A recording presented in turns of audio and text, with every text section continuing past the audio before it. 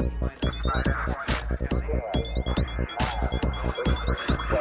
could build a spaceship. Hello and welcome to Space Dog Jury Minisode 31. I'm Lee. I'm Peter. And I'm Andy. What the hell was that? Sorry. I'm Peter, I think. Don't stick a question mark on the auto cue. I think I am. I'm not sure after this week. He says everything he sees. Anyway, Go fuck yourself, San Diego. So anyway, yes, welcome to Space Dog Jury Minisode 31. We're not ranking anything or throwing anything under the bus. We've had enough ranking of late. Yes, we've been told to give it up before we go behind. yeah, we don't want... all these maths debates are getting quite tedious. We've given up ranking for Lent. Yeah, so there you go. So anyone ranking for Lent, just bear with us because we're right with you. So we thought we'd do a different minisode this week, and one thing that we don't tend to represent very well, or at least we haven't got to an awful lot in the series so far, basically spaceships in books and in novels and that kind of thing. And one novel that we've all read has come up in discussion before. And we thought we'd do a minisode on it, which is A Long Way to a Small Angry Planet by Becky Chambers, which is part of now wasn't when I started reading it, but is the part of what a hipster. Hey, I was reading it before. It was cool, man. I can hear the glasses on the ridge of your nose right now. yeah, and my extremely long beard. Your long beard. You got the flannel shirt on. Yeah, I read it before it was cool. I'm gonna put a little nose ring through my nose in a minute, and I'm gonna eat some chips off a shovel. So I read this back in October, so that's cool. So basically, Long Way to a Small Angry Planet by Becky Chambers, which is now part of a series of books with the release of the second one not too long ago. Which I haven't read. I have though. There you go. Oh, yeah. Would you like to borrow the glasses and the flannel shirt there? I'm wearing them as we speak. He's got the director's cut. I've got the one with the extra pages and the addendum. I've got it in its original paper edition. Yeah, because I just like the smell of actual paper books. Cause you wouldn't understand that though. No. Well, I've got the original manuscripts. Anyway, no. Handwritten notes. Yes, exactly. written by Miss Chambers herself with love to Lee. Incidentally, can we just put a pin in for a future minisode? Hipster spaceships. Oh yeah. Not that I can think of many. No. I'm sure we can find some options. Anyway, so this book came up in discussion between the three of us, and Pete, you read it when you were on your little break. Yes. So that's in Mexico. In Mexico. On the beach. Yes, I can send you a picture of that to make you feel envious, actually. Yeah, there you go. Wait. Before you send this was a closed beach, yes? You can see my coconut. You know what? I think I'm going to pass on. Check, please. Thanks for listening. Good night, everybody. Thanks for listening, everyone. I'll put it on the Twitter page. Don't worry. Oh God. To everyone in Twitter, I'm just going to insert a bit from Star Trek for you. Get out of there. If anybody abandon Twitter. If anybody wants to see Pete's coconut, go to @SpaceDocJury sometime between. Long pink straw perking out of it. Oh. Wait, what's that flying off in the distance? Oh, it's the nacelles coming off the cast once again. Yeah, they're just chasing after the wheels from last week. Right. Anyway, the books. To get back on track before the horror of Pete's coconut and pink straw really kind of devour my mind in a Lovecraftian fashion. This week on a Slanishi Watch. Pete's coconuts. Anyway, the Wayfarer series is basically a series about a spaceship called the Wayfarer and its small crew. And the Wayfarer being a small ship which essentially builds point-to-point wormholes. And I describe it as a mining ship, I suppose. I mean, it's not mining for minerals, but it's a utilitarian craft. Yes, very much so. And essentially, the first book, at least, takes a very sort of episodic sort of trip as they travel sort of normal light speeds. I ain't clicking that picture. I ain't clicking that link. No, Pete's just sent us a picture. Really don't want to be seeing anything to do with Pete's coconuts. But anyway, so basically the Wayfarer, he says, really not having his eye drawn to those coconuts. The Wayfarer travels for years and years and years until it reaches its destination, creates a wormhole which will pair up with a wormhole pre-built and therefore allow faster than light travel between different areas, allowing for the expansion of a commonwealth of planets. I know a good simile. It's a bit like the Explorer ships in Babylon 5 with the jump gates. Very much so. It would go to the place through, but whereas in Babylon 5 the ships can open jump gates without a physical gate, they have jumper engines. In this series, while you technically can do that, it's very dangerous, and they kind of say don't do that. So they go in standard propulsion to the place, build the gate, and then they can jump back to an existing gate, and they now have a wormhole. Yeah. And just to sum up, basically the story, the main story is follows the new crew member, Rosemary Harper, who joins the ship and is essentially the audience's view on this little ragtag team of ne'er-do-wells. And the whole book takes place over several years, and essentially every chapter is a literally like a TV episode, focusing on one of the crew members. The crew members themselves are Captain Ashby, Sissix, who's an Andrisk pilot, basically a lizard, Kizzy, who's like a mech tech engineer. She's Kaylee. She's very much She's just Kaylee. Yeah. Yeah, very much so. Yeah. There's Jenks, who's a slightly has he got dwarfism, or is he it's going to be Peter Dinklage playing him in the film. Exactly, yeah. So and he is maybe a slightly younger Peter. You know what, actually, if Adam Tiddock and Peter Dinklage were to have a step into the fly machine and merge into a single being, that's what you'd get.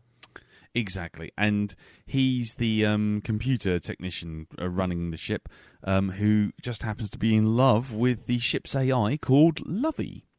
Lovely. Yes. Lovely. Then you have Corbin, who's a extremely grumpy, rather rude algaist. The ships require algae and food sources and stuffs, and essentially this guy manages all the organic materials on board the ship to keep the ship running. And it's like fungus for food, isn't it? Exactly, yeah. And for oxygenating and recycling and scrubbing filters and that kind of thing. Then we have Dr. Chef, who's a grum, which is essentially like a cross between a 6-footed lizard otter thing. Yeah, but that's imaginable. Yeah, really. That talks out of its six voice boxes. Yeah, but he's got a manner which reminds me of someone trying to describe either a cross between Neelix and Dr. Phlox from Enterprise. Between the two of those characters, you'd get Dr. Chef. He's nowhere near as irritating. Yeah, I was going to say, yeah. Don't let that description put you off. He's actually quite a lovable character. No.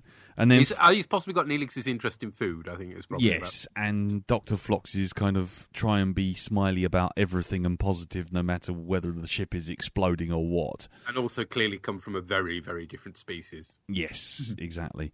And then finally you have Ohan, who's the like the navigator of the ship, and he's like a Trill essentially. He's a character which has a parasite within it.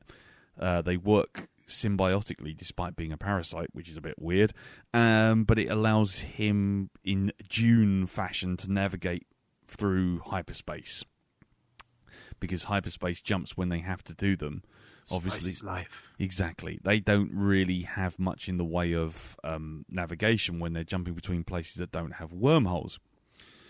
So that's it. We should just qualify. There's going to be spoilers.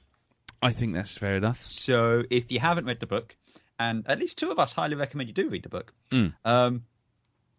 you shouldn't listen any further than that. Go and listen and then come back. Yeah, I mean, I was going to say, if you wanted to go away, I mean, if I was going to describe it, I would, before you leave, I would say, imagine Firefly, the TV show, crossed with, I don't know, bit of Alien, a bit of The Expanse, a touch of, I don't know. Would you say Mass Effect? I don't think so, but. There's in terms hints of of world building, yeah. maybe to a certain extent of Mass Effect. For me, I kind of pictured it almost as in this is the day-to-day. This is the story of a Nostromo before its fatal mission to LV-426. This is like this is what the Nostromo would be doing. So Pretty that's much. kind of how I found it. Cool. And so take those two recommendations as you will. And what's your general overview, Pete, before we get into discussion? Slow. Very slow. There you go. So you can either have slow or interesting. There's two ends of the spectrum. But do check it out on Amazon if you are going to leave now before the inevitable discussion and spoilerific stuff. But I recommend it, but that's just me. But do check out some of the reviews on Amazon as well. It came out of the blue for me, and I quite enjoyed it. And it was a bit like with The Martian. It was kind of self-published initially. She did it through Kickstarter to do the initial funding, and then it got picked up, and then it kind of expanded outwards from there. So it's kind of nice that it's. I suppose in the same way with Jen when she was doing her stuff, sort of thing. She's just started writing it for herself. And then it grew into this, which is nice. That's right. And also do check out the audiobook as well on Audible, because it's quite cool. It's quite cool, yeah. But anyway, there you go. So if you're going away now because you don't want to have spoilers, then we'll see you all next time. Until then, tatty bye. Otherwise, we'll carry on with the discussion here forth with spoilers contained therein.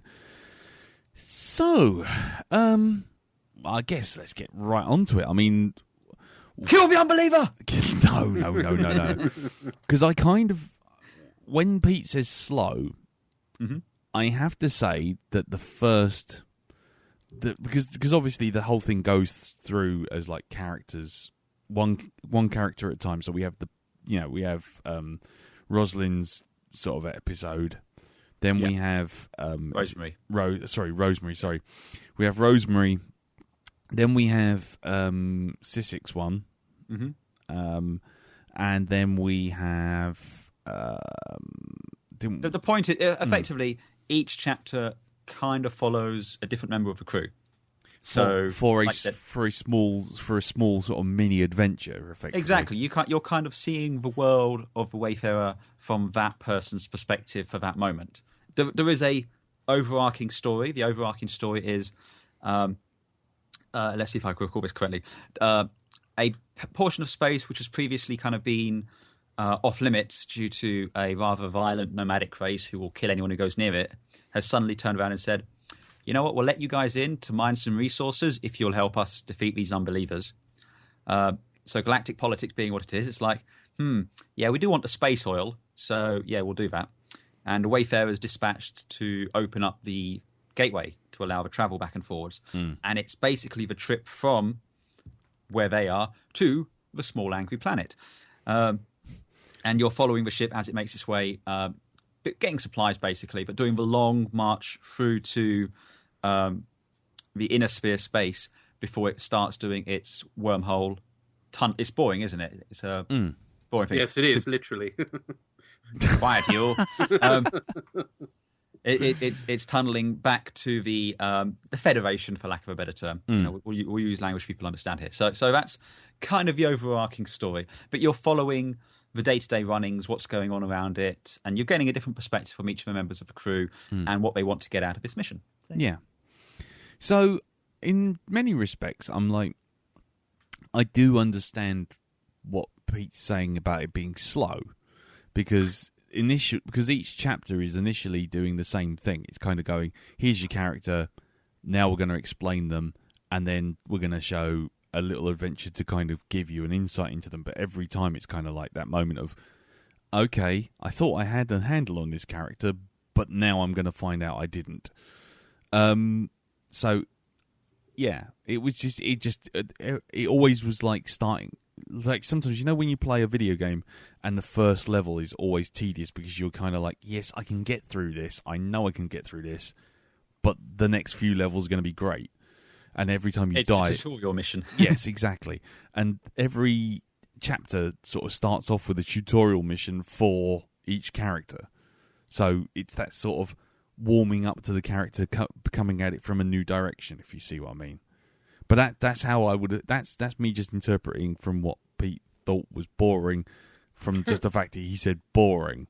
Well, I tell you what. Let us go to the source. So yeah, to get more specific. It's by page 120. They're still buying soap for their journey. That's how exciting yes, but it is. Space Pope. Space Pope? That would be more interesting. Space Pope? Space Pope. I was going to say, isn't that... That's Futurama. I was going to say, Futurama is... Crocodilius Pontificus.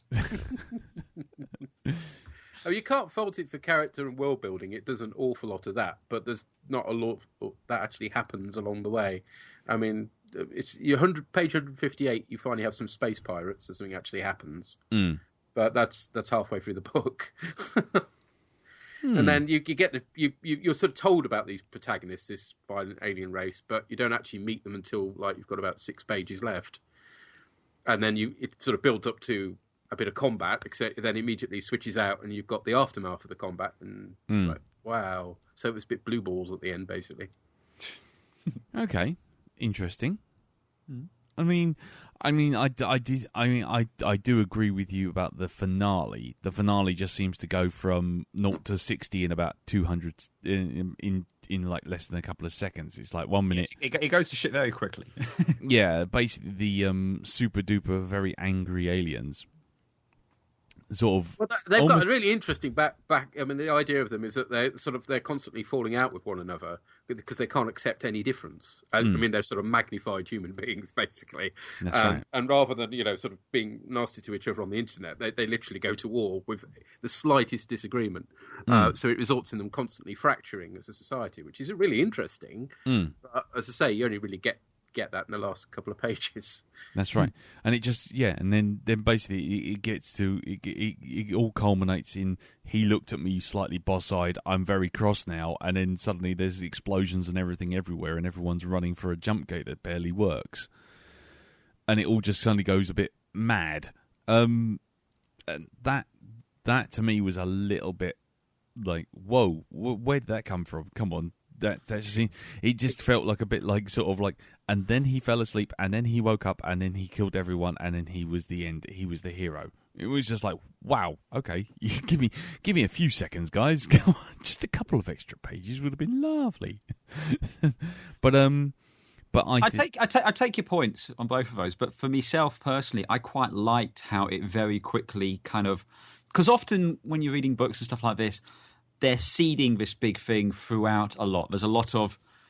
It'll suddenly cut away to something because someone's planning a plot or something like this. It'll suddenly do that, and it will just keep building it and building it and building it and building it. So for the characters themselves, it's a surprise because there's no way they'd know about it. But you've known it's coming because they've been doing this. I quite liked how quickly it kind of all went to shit, because at that point of the book, I felt like I was part of the crew. And in the same way that it suddenly just goes, oh my God, for them, it did it for me as well. It was just like, oh, and clench. Yeah. Especially the actual jump through the barely completed wormhole that was collapsing behind them. Exactly, yeah. Yeah. I mean, that entire sequence I really enjoyed. Again, although strangely enough for me, I personally really like. I mean, you call it slow, and boring, but I think for me what's most interesting about the story is the characters, and these were very well written, well realised characters that I was interested in following and seeing this world. I liked the aspects like with the Earth, because again, normally in science fiction, Earth's always the centre of civilization, but in this, the Earth's literally a dead hulk. Humanity was on refugee ships for the most part before it encountered the Galactic Commonwealth or whatever it was called, and are quite junior members into it. Yeah. Again, Mass Effect kind of does this to an extent, but Mass Effect, the Earth is still a powerful force, and by the end of it, we're literally the center of the universe again. Yeah. It was nice to have this where it's not a human-centric view of the galaxy, almost. We're the aliens in this to an extent. Yeah, I go along with that. I mean, as Pete said, and like I say, I mean, this may sound like I'm sitting a little bit more in the middle of the fence, but actually, the truth is, I loved it. But the fact that the humans aren't like, oh, thank God the humans have come, now the universe is saved thing. Once that kind of got pushed to the side, I thought that was a really good move. And we're not major players, and we're not. Big. We're not a big deal. We're just like another planet that we just stumbled upon everyone else, and they've all gone, come on, join the club. Come on, you got a seat at the table, but really you're not all that. In fact, we're kind of debating whether or not that was actually a good idea to let you in, which seems to be a sort of underlying feeling all the way through from all the other aliens. But I thought the actual character stories were very good. They like I say, every time they took a little bit to warm up, and it was because, like I say, because it would focus on a particular character, and then you'd get this whole thing of seeing the other characters through that character's eye. You kind of felt like you knew what they were like, and then you'd have to go through it all again, but seen from a completely different perspective. Which is kind of good writing, really good writing, because you suddenly appreciate why people are the way they are, especially the algolist guy who starts off as complete and utter arsehole, and he gets worse and worse until finally you get his actual story, and then it's like, okay, he's a worse than a wimp and a bit of a dick, but you kind of understand that he's kind of been made that way, and he's kind of yeah. Well, it's at the end, it's very much a case of, I'm an arsehole, but I'm your arsehole. It's with what happens with Ohan at the end there. I mean that final bit when they go back into the dining room, and he's finally kind of accepted into it. It was like that's kind of a nice little. He's got a nice arc there. He's gone from this, the guy who literally doesn't want to touch. Interact with people to accepting his place, and the way it's done, none of it felt like a cliche, if you will. None of it felt cliche character arcs or stuff like that. Everyone, because again, you've got a crew of what, 6 people, is it? Yes. Yes, 7 people basically, and 8. Sorry, if you include the computer and Rosemary. It's each of them has its own voice. Its own unique story, effectively. None of them feel kind of copied and paste. None of them feel like, this is the human story, this is the alien story, this is the whatever story. So I quite like that. Yeah. I mean, like I say, the interactions and everything suddenly become. It's kind of like a weird puzzle that every single chapter with all the characters reevaluating their. You're reevaluating the characters every time and sort of starting again.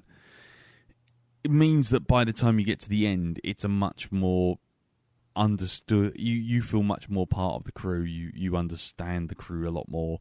Like I say, Corbin stuff, because I just looked him up. Corbin, with his backstory and everything, you suddenly realise that this is very, very Firefly-y in terms of. Everyone's basically broken or damaged in some way, psychologically, emotionally, or just because their worlds have turned to shit. And this little crew are kind of banding together to be a family despite themselves. And I thought that was a very nice thing, that by the end of it, you had a fully formed crew that you could send off on another mission in another book. And you'd be, almost like this, as a setup, this book is great, and then you kind of almost want to see a full mission. Well, except for the captain, who kind of remains a little bit enigmatic, despite the whole. I always saw him I always saw the Captain Ashby as more of a Dallas than as a Mal. Yes. You know, he didn't come across quite as dashing as Mal Reynolds. You know, doesn't have that kind of humorous streak. But at the same time, he seems solid and dependable, and he's trying to do the best for his crew, even though that sometimes might blow up in his face. So yeah, when I was reading it, I'm kind of picturing Dallas more so than anything. Yeah, I think so. He is very much kind of slightly pragmatic and just kind of, yeah, everything's kind of, yeah. He's got this world weariness about him all the way through. Yeah. It's like, okay, this is a great job, but it means I'm going to have to go all the way over there. Yeah. Or I could have a lesser paid job and get to do what I like without having to worry about other people.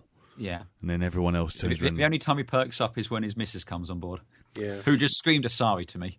Yes, yeah. She was just like, yeah. And that is kind of both its strength and its weakness. And I don't know if you felt this, Pete, but it's like that this book, it almost seems like it's cherry picked all the parts from various different sci-fi worlds. Well, I don't have a problem with that. I mean, you know, if you choose the good bits, that's fair enough. And I will say this for it as well: the ship is well described as an environment, and you get a good sense of rough. You know, some books you don't always get a sense of what the ship looks like, whereas this one you've got. You know, it's a compact environment, so it gets described quite well, really. Yeah, I mean, it's kind of. I mean, I've seen a few people try and do it online as pictures, and it seems to me the best anyone can come up with is a huge, great big, just featureless box. Oh, well, it's on the cover of some of the early issues of the book, and yeah, it's like it's I suppose it's kind of like a cross between Red Dwarf, one of the aggro ships from Battlestar Galactica with the whole dome, and what were those ships from? Was it Farscape? The who were the big bad guys in Farscape? The Peacekeepers. Yeah, it's kind of got the tall towers and stuff like they had.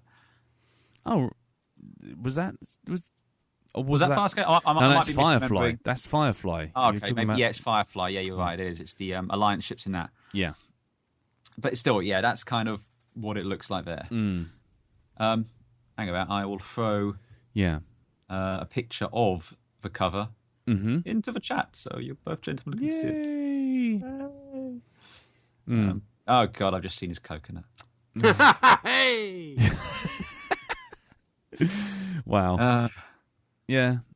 Well, there you go. My innocence is ruined. Yeah, that's it. Good night, everyone. Thanks for playing. I demand you use it as the cover for this episode. You can command all you want. It ain't going to happen. Yeah. Yeah, the other problem is that there are a number of different ships in different universes called Wayfarer. But there you go. Because I went looking for it, and the first thing I found was a Star Wars expanded universe thing. Which damn it, Star Wars! Damn it, Star Wars! Yeah. The drill does look a bit phallic in that, but okay. What? Okay. I mean, I will say this about the book. It is very much the first. Am I clicking again? No. You're fine. It's very much the first book in a series. It's very much the world-building book. So it's kind of like it's... And I quite like this. I like the fact that it's leaving it to you to do... Yeah, it's painting the visual picture for you, but it's not answering every question you have. It's leaving it kind of to you. Because when you get into the next one, A Closed and Common Orbit, whereas the first book is, jumping around from each people in different chapters, the second book is just following 3 characters, and it's them throughout it, so it's much more traditional in that sense. You don't have that stopping and starting, but because the world was all laid out for you in this book, they don't have to do that initial setup, so they can go into a lot greater detail there. Okay, so would you say that the second book is actually a better book? Well, it's a different book because, I'm not going to spoil anything here, but basically, it picks up straight after the end of Wayfarer. It's following Lovely, and and I can't remember what was her name, who picked her up at the end of it. Could Don't worry. see her name in my head. Don't worry, just keep going. Anyway, my point is, it's following them as they go back to the planet where they stopped off on, and to her shop, where you've got, and stuff. And it's dealing with Lovely coming to terms with now being in a robot body. And it's still a very good, entertaining novel in that universe, but it's not in space. It's not an adventure in that sense. It's a much more, I'd say, personal story. It's a much more a story about Lovely and her new family. Sounds like even less happens. Well, again, you saying nothing happens. I completely disagree with it. A lot happens. Life happens, to sound pretentious as fuck, but that's what it is. It's a story about soap opera we're talking about here, then. Oh, if you want to categorise it as a soap opera, I just categorise it as his life. I wouldn't have said that. I go along with some of what you're saying, Pete, but I don't agree with that at all. I mean, it was kind of. It was like Star Trek. It was like Next Generation to me, because it literally was like, this episode we've been boarded. This episode we've run out of supplies. We need to go and find something and go shopping. Yeah, that exactly. doesn't happen very often in Star Trek. Let's face it. And yes, the boarded was exciting, but literally that was halfway through. But that's what I liked about it, is the fact that it doesn't have a magic box which just makes everything appear. It deals with, look, it's a realistic. It's kind of like The Expanse, at least the TV series. I don't know if it's the same with the book. Now, in there's a lot of stuff going on, like there's a war and stuff like that. But this is telling you about how the universe works, the logistics of, like you said, if you want to live in space for a long period of time, how does that work? And I find that very interesting. This is describing a life which I'm like going, okay, that's kind of cool. I can put myself in that world, because I'm not having big battles every day in my life, but I can picture myself living on a ship after that, And there's also, I mean, again, to use the Star Trek analogy, I mean, there's the whole thing with a trill and a host. Do you know what I mean? Well, that whole thing I thought was really interesting, but actually, I'd say it's less like the Trill and the host. It was more like the Goa'uld and the Jafar in Stargate. Yes. Whereas, you've got a certain amount of... whereas the Trill is kind of a symbiotic, they're helping each other. And this is... You've got a disease, and one of the symptoms of the disease is you're suddenly really good at spatial maths. Yeah. But you're dying, but you're really good at spatial maths. Yeah. Exactly, and then you've got the sort of moralistic doctor, character, or surrogate, is basically sort of going, actually, you know what? I can fix this. Well, they find the colony who were exiled because they don't adhere to the religious beliefs from the disease. It's because they view themselves as being chosen. They are a chosen people because they have this disease. But all of a sudden, people start saying, well, actually, no, if we can cure the disease and still have the abilities. But like, no, you're going against the will, Which sounds like a Babylon 5 episode.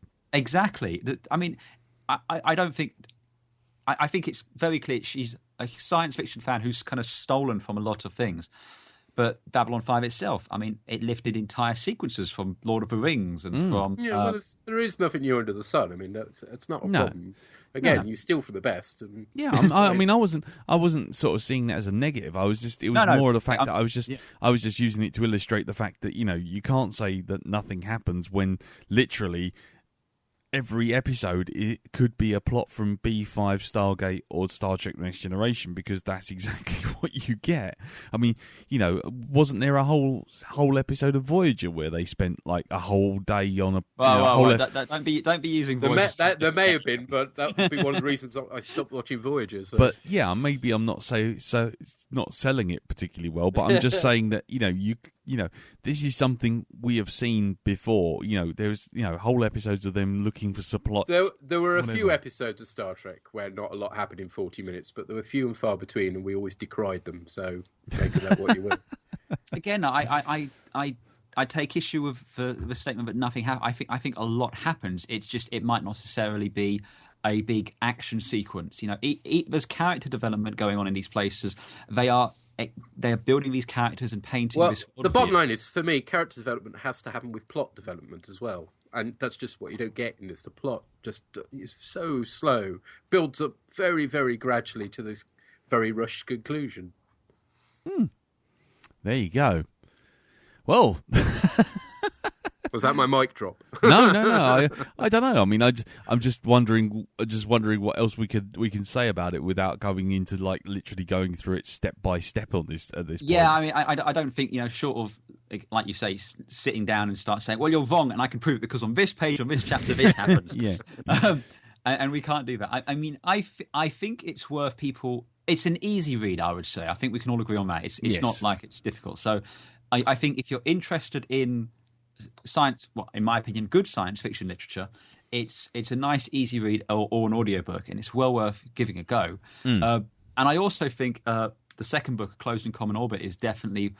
I think it builds and expands really well. It doesn't repeat what the first book does. It does its own thing while still being in familiar territory. So I thought that was very good. So I personally highly recommend the series. I think it's well worth giving a go. Cool. Okay. And Pete, your final thoughts on it? Well, as I say, if the biggest thing for you is character building and world building, then you may well get a lot out of this book. But if you want a bit of plot development as well, then you possibly won't. Okay. And for me, I would say that I wouldn't call it hard sci-fi. I've read a lot of, shall we say, chin-strokey sci-fi. It's not that. No, it's not that. And you know what? I think as to sort of say what Andy said, just back that up. It is a pretty straightforward, solid read. Not going to tax you particularly hard in terms of just getting through it, and it is and your mileage may vary based on what we've been saying here, but obviously, I think the character development is nice. It kind of chunders along in a sort of episodic fashion, which allows you to kind of pick it up and drop it whenever you feel like it. And yeah, it's just good fun, I thought personally. And not every science fiction story has to be wham bam, thank you man, lots of explosions, but mileage, as you can tell, may vary. So I tell you what, ladies and gentlemen, take a read, have a little read of it. Get it on audiobook if you like, and let us know what you think about it. And when we say get it on Audible, we're not sponsored by them. So no, you see, no, there's no passcode or any of that crap that if you get you'll get 10% off or any of that rubbish. We have nothing. Some of us haven't even heard of Audible, so until now. Yeah, when I just mentioned it. But get it on audiobook, get it on just normal book, just read it. Shockingly enough, you can do these things. And let us know what you think. Go on to this Facebook group, which is facebook.com/groups/SpaceDocJury, or let us know a little review on was it the Twitter? iTunes. I know. Oh, no, right, sort of. Just leave us a little comment on Twitter at leave us a little prezi. Leave us a little 140 character top up. And maybe we'll come back to it. Give us your book recommendations as well. Yeah, absolutely. Yes, yeah, try more books. Yeah. Try some more books. Have a little Minisode review of books every now and again. That'd be quite good.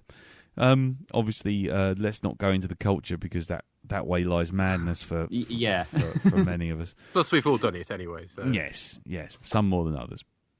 But anyway, so that's cool. Okay, so until next time, thank you very much for listening, and we'll see you again soon. Till then, Satty bye. Goodbye. I should go. Space Doc Jury is a production of 3 Angry Beards for GeekPlanetOnline.com.